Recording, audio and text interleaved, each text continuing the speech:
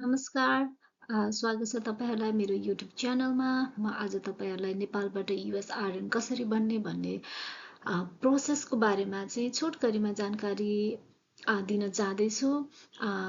म विगत 10 वर्षदेखि अमेरिकामा रेजिस्टर्ड नर्सको रूपमा कार्यरत छु र मैले आफूले भोगेको कुराहरू, मैले आफूले दुःख पाएको कुराहरू डकुमेन्टेसन्सको बेलामा, प्रोसेसको बेलामा त्यो पाएको भएर नै मैले कसरी चाहिँ कुन कुराहरूमा चाहिँ मैले कसरी सल्भ गरेँ त्यो सबै कुराहरू चाहिँ म यो भिडियोबाट चाहिँ छोटो रूपमा जानकारी दिने कोसिस गर्दछु। आशा छ तपाईँहरूलाई मेरो भिडियो मनपर्छ र भिडियोलाई अन्तिम समयसम्म हेर्नुहोला।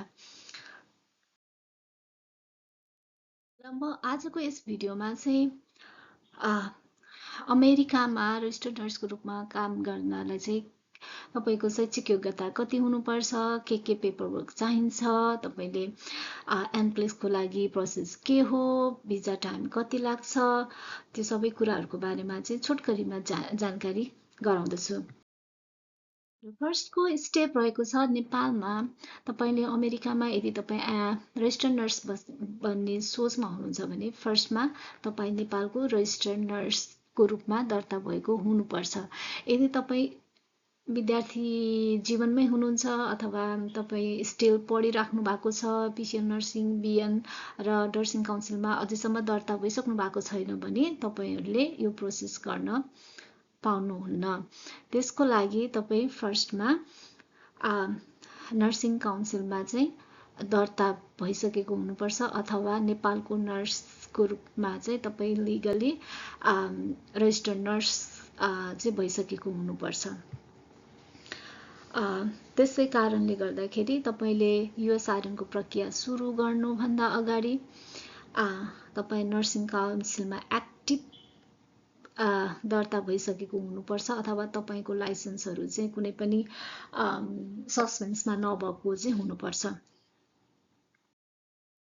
रहेको छ तपाईँले यदि तपाईँले अब म युएसको आर्यन बन्नको लागि म प्रोसेस गर्छु भन्ने सोच्नुभयो भने तपाईँले चाहिँ फर्स्ट सेकेन्ड स्टेप रहेको छ, तपाईँले चाहिँ युएसको स्टेट बोर्ड चाहिँ चुज गर्नुपर्ने हुन्छ। अब यसमा चाहिँ अब तपाईँले अब कुन चाहिँ बोर्ड चाहिँ अब तपाईँलाई चाहिँ अब तपाईँको कहाँ छ त प्लानिङ बस्ने होइन, फ्युचरमा हुन्छ नि त। मेरो हस्बेन्ड चाहिँ अब मेरो क्यालिफोर्निया हुनुहुन्छ, म क्यालिफोर्नियाबाट ट्राई गर्छु, अथवा मेरो साथी न्युयोर्कमा छ, म न्युयोर्कबाट ट्राई गर्छु। अब त्यो हुन्छ नि त्यो हिसाबले चाहिँ, अथवा तपाईँलाई चाहिँ अब म भर्जिनियाबाट ट्राई गर्छु किनकि भर्जिनियामा इङ्ग्लिस ल्याङ्ग्वेजहरूको चाहिँ हुन्छ भनेर इङ्ग्लिस ल्याङ्ग्वेजहरू चाहिँदैन, त्यो भन्ने हिसाबले सोचिराख्नु भएको छ भने त्यही अनुसारको तपाईँले आफ्नो बोर्ड अफ नर्सिङ चाहिँ चुज गर्नुपर्ने हुन्छ है त। अर्को तपाईँले अब बोर्ड अफ नर्सिङ तपाईँ मेन्टली प्रिपेयर हुनुभयो कि म अमेरिकाको कुनै एउटा बोर्ड अफ नर्सिङबाट चाहिँ त्यहाँबाट चाहिँ एप्लाई गर्छु भन्ने सोचिसके पछाडि तपाईँले चाहिँ क्रेडेन्सियल इभ्यालुएसन गर्नुपर्ने हुन्छ। त्यो क्रेडेन्सियल इभ्यालुएसन भनेको चाहिँ के हो भन्दाखेरि त्यो क्रेडेन्सियल इभ्यालुएसनको लागि चाहिँ सिजिएफएनएस भन्ने एउटा इन्टरनेसनल अर्गनाइजेसन छ, जसलाई चाहिँ commission on graduates of foreign nursing schools भनेर भन्छ होइन। त्यो सिजिएफएनएसले चाहिँ तपाईँको नेपालमा जति पनि नेपालको अथवा तपाईँले अब इन्डिया गएर नै बिएससी नर्सिङ गर्नुभएको छ र नेपालमा अलरेडी तपाईँको नर्सिङ काउन्सिलमा दर्ता भइसकेको छ भने त्यो सबै तपाईँको एजुकेसन डिग्री अमेरिकाको डिग्रीसँग इक्विभ्यालेन्ट गर्नको लागि सिजिएफएनएसले चाहिँ क्रेडेन्सियल इभ्यालुएसन गर्छ र यसले तपाईँको नर्सिङ एजुकेसन डिग्री इभ्यालुएसन मात्र नगरिकन तपाईँको नेपालमा नर्सिङ लाइसेन्सलाई चाहिँ भेरिफाई गर्ने काम पनि गर्छ। अहिले चाहिँ एउटा तपाईँहरू नझुक्किनु होला, किनकि म पनि आफै झुक्किएको थिएँ, किनकि पहिला मैले सिजिएफएनएसबाट एप्लाई गरेको, अनि अहिले चाहिँ यो यहाँ चाहिँ के हुन्छ भने 4 वर्षमा चाहिँ हामीले सिजिएफएनएसमा चाहिँ आफ्नो डिग्री एजुकेसन सर्टिफिकेटहरू चाहिँ भेरिफाई गर्नलाई चाहिँ 4 वर्षमा चाहिँ रिन्यू गरिराख्नुपर्ने हुन्छ। अनि त्यसमा चाहिँ ट्रु मेरिट भनेर चाहिँ अहिले यिनीहरूले नाम चेन्ज गरेको रहेछ सिजिएफएनएसको। त्यही भएर अहिले चाहिँ नझुकिनुहोस्, सिजिएफएनएस र ट्रु मेरिट एउटै हो। यो सिजिएफएनएस भने पनि ट्रु मेरिट भने पनि यहाँबाट चाहिँ हामीले चाहिँ आफ्नो क्रेडेन्सियल इभ्यालुएसन चाहिँ गर्न सकिन्छ।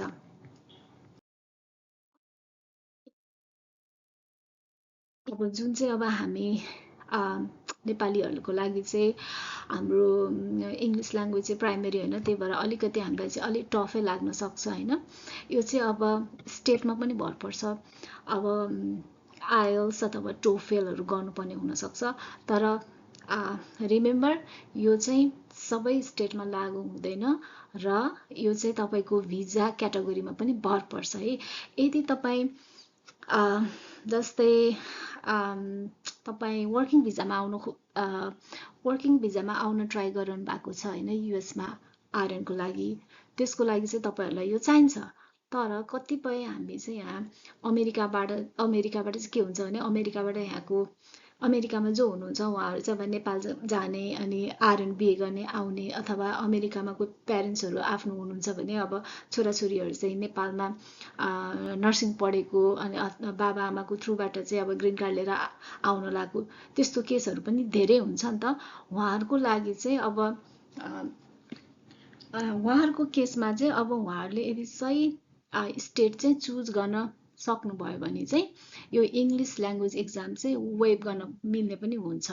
जस्तै फर इक्जाम्पल यदि भर्जिनिया हो भने भर्जिनिया बोर्ड अफ नर्सिङमा भयो, न्युयोर्क बोर्ड अफ नर्सिङमा, टेक्सास बोर्ड अफ नर्सिङमा चाहिँ यदि तपाईँ ग्रिन कार्डको थ्रु तपाईँको फ्यामिली मेम्बरको थ्रु ग्रिन कार्ड लिएर आउँदै हुनुहुन्छ भने त्यो यी बोर्ड अफ नर्सिङ जुन मैले भने ती बोर्ड अफ नर्सिङमा चाहिँ इङ्ग्लिस ल्याङ्ग्वेज एक्जाम चाहिँदैन। त्यहाँ लेख्न चाहिँ लेखेको हुन्छ इङ्ग्लिस एक्जाम टेस्ट रिक्वायरमेन्ट भनेर, तर त्यो लेखे पनि प्यानिक हुनु पर्दैन, किनकि त्यसलाई चाहिँ वेब गर्ने पनि मिल्छ। तपाईँले वेब गर्न सक्नुहुन्छ एट द इन्डमा सबै प्रोसेस भइसके पछाडि। त्यही भएर यो इङ्ग्लिस ल्याङ्ग्वेज एक्जाम चाहिँ अब तपाईँको भिजाको क्याटेगोरी अनुसार पनि भर पर्छ। अर्को स्टेप भनेको चाहिँ तपाईँले यति भइसके पछाडि चाहिँ अब जस्तै तपाईँ नेपालमा नर्सिङ भइसक्नुभयो, तपाईँले क्रेडेन्सियल इभ्यालुएसन गर्नुभयो होइन, बोर्ड अफ नर्सिङ चुज गरिसक्नुभयो, अब भने पछाडि चाहिँ अब तपाईँले चाहिँ एन्क्लेक्स इक्जामको लागि चाहिँ एप्लाई गर्न सक्नुहुन्छ। त्यसको लागि चाहिँ तपाईँले एनसिएसबिएन भन्छ होइन, national council of state board of नर्सिङमा चाहिँ एप्लाई गर्नुपर्छ त्यो वेबसाइटमा गएर।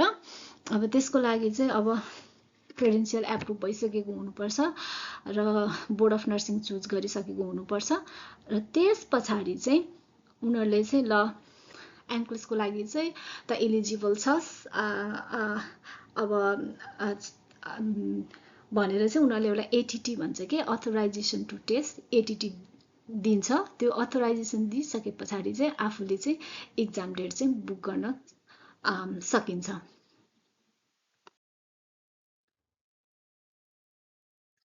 अब अर्को छ भिजा प्रोसेस। अब यो भनेको चाहिँ अब यो EB3 भिजा होइन, इमिग्रेन्ट भिजाको लागि। अब यो भिजा र अब अर्को ग्रिन कार्ड को भिजा चाहिँ फरक भयो।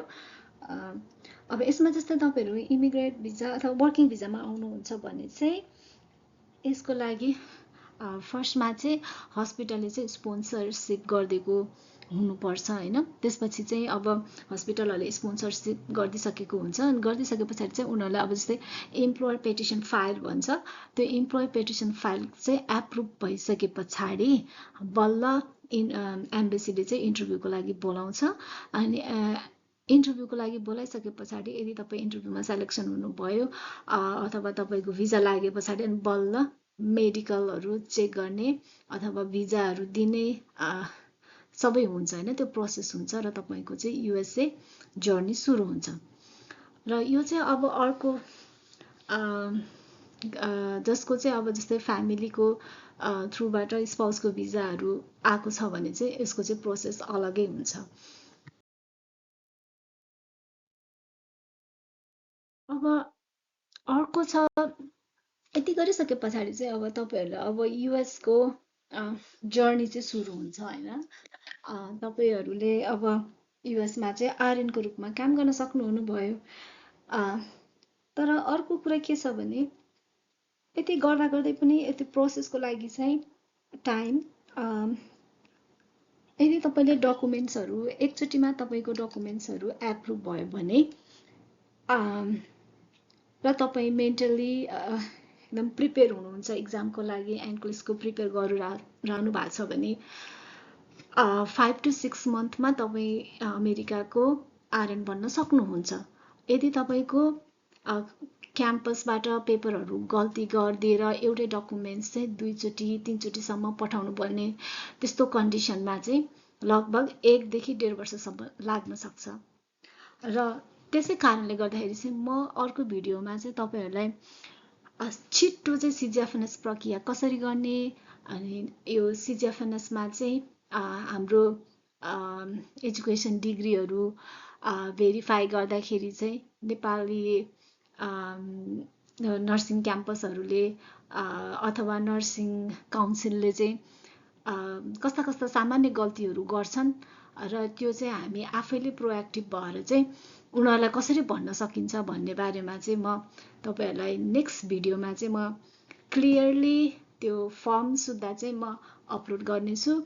र तपाईँहरूलाई कुनै पनि यो एन्क्लिसको बारेमा अथवा युएसमा आरएन बन्ने प्रोसेसको बारेमा कुनै पनि केही जानकारीहरू छ भने कृपया मलाई कमेन्ट्स गर्नु। म भिडियो बनाएर त्यसको चाहिँ उत्तर दिने कोसिस गर्नेछु। Thank you for watching my YouTube channel, and please share, like and comments my channels. Thank you.